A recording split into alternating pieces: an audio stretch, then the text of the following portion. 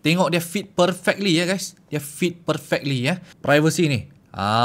Special kan. Kalau orang dekat tepi ni, tengok. Dia langsung tak nampak tau. Screen protector. Mahal kena kecam. Murah pun kena kecam. Korang nak macam mana? Tapi tak apa, hari ni aku main pasang ini Toras punya protector screen since dia sangat famous sekarang. Lepas tu dia siap ada pilihan bagi korang untuk privacy punya lah. Tengok dia punya packaging, my pun style. Woish, tengok. Korang kalau pakai protector screen kena ada barang yang macam ni untuk tarik saja. Tak payah susah-susah nak pergi ke scrap kan. Dalam kotak sini pula dia bagi dia punya accessories lah. Extra satu lagi. Sini dah ada protector screen. Sini ada satu lagi. Company yang baik untuk protector screen dia ada bagi sekali dry wipes, wet wipes. Nah, dia ada bagi satu kain, bukan kain biasa-biasa tau. Ini kain korang boleh simpan punya tau. Stiker ni dekat sini dia ada tulis top, bermaksudnya atas lah. So korang masukkan phone macam ni, cover macam ini saja. Tarik saja dekat bawah sini. Tarik sahaja macam ini, lepas tu tekan. Dia dah lekat dekat phone dah. Lepas tu boleh ambil keluar dia punya casing ini.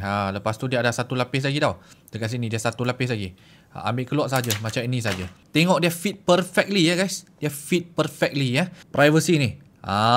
Special kan. So jenama yang baik kan, dia betul-betul tak sama tau. Nampak dia punya quality ni, dia punya protector screen ni, dia tebal sedikit tau. Tapi dalam video mungkin korang tak nampak Nah, macam dekat sini, kalau orang dekat tepi ni, tengok. Dia langsung tak nampak tau. Dia punya itu privacy tu memang cuno. Dari atas bawah okey. Sebab korang kena tengok phone dari atas bawah macam ni kan. So korang kalau nak dapatkan protector screen ni, dia start daripada iPhone 12 hingga 17 Pro Max. Semua series ada kecuali iPhone 10, 11 tak ada. So dia ada beberapa jenis pilihan. Korang nak clear punya pun ada. Korang nak privacy punya pun ada. Satu lagi adalah 3D hot bending lah. Dia lebih tebal sedikit kot. Dekat sini dia bulat sedikit punya kot. Iaitu 100 lebih sedikit. So protector screen is depends on korang punya budget lah. Korang nak murah RM10 lebih ke, Adrian pernah review. Ada juga yang Toras ni sekarang ni Adrian pernah buat dia punya iPhone casing ini betul-betul quality piau punya. So gang, aku letakkan beg kuning bagi korang sesiapa yang nak screen protector yang betul-betul 100% privacy tu. Inilah choice untuk korang, Toras.